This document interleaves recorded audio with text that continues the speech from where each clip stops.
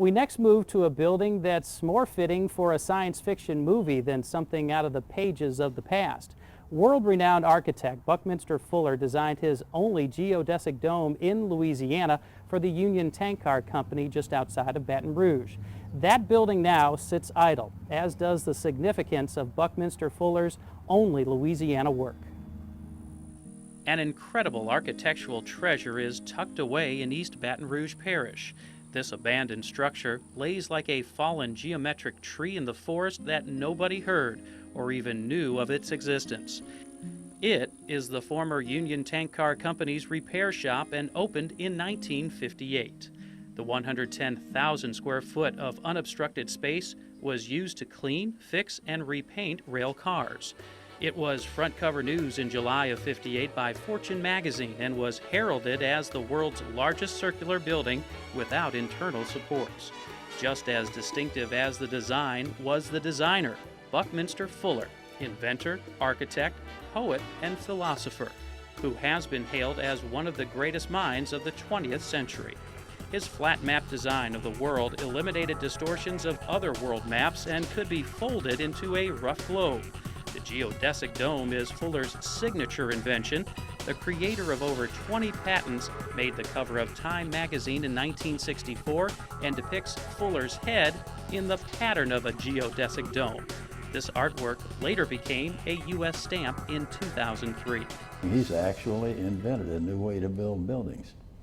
And we're still building them the way the Greeks and Romans did in many other ways. It represents a new engineering technique. And Buckminster Fuller started building these around 1950. And between 1950 and the time that this dome was built in Baton Rouge, he built literally thousands of domes all over the world. When you go inside and look up, the space is so huge that it's breathtaking.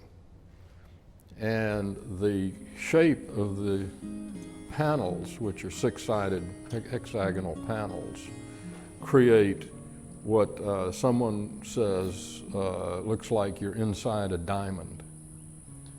It's just something you'll never forget. But this is a forgotten facility after closing over 20 years ago. Current owners, faced with huge liability issues, have fenced in the area and make it very clear that this is private property. Any trespassers will be jailed.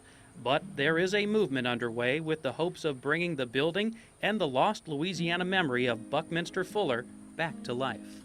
At one point, I tried to get this dome nominated to the National Register of Historic Places because it's fully deserving.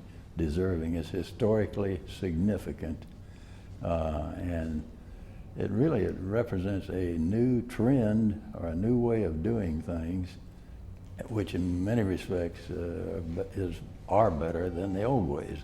It's very important. You know, our work here at the Foundation is saving Baton Rouge's great buildings, and we know we have a lot of unique buildings, from shotguns to monumental buildings. But people have said to me that the geodesic dome in Baton Rouge may be our most important piece of architecture. And that's an amazing statement when we think of the great buildings we have across our state.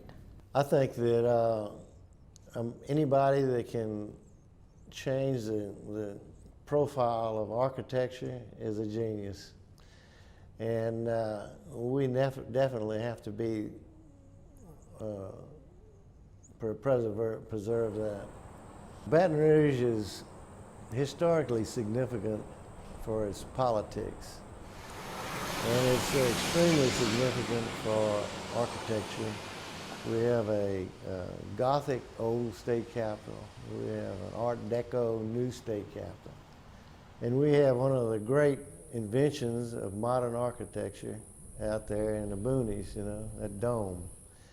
And it's just fitting that preservation takes place. The geodesic dome is 375 feet in diameter, 116 feet high at the center, and could fit a baseball diamond. Each of the 320 welded steel hexagons weighs roughly 2 tons. The challenge now facing local preservationists: how can the Bucky Dome be saved? Could this geodome have a use somewhere riverfront in Baton Rouge? I absolutely would say yes. We're a sporting city. We're a city that's revitalizing its downtown. We're a city that needs exhibition space. He was blind until he was 8 years old, or he had such poor vision that he could only work with his hands. And he discovered the strength of the hexagon and the geodesic dome by putting things together and building like a Erector set.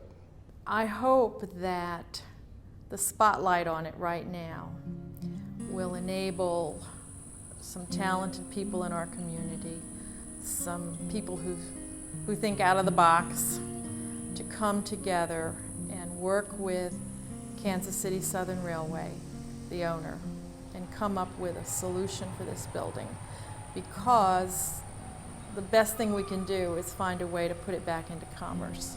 It's a great challenge, but what a great challenge to have.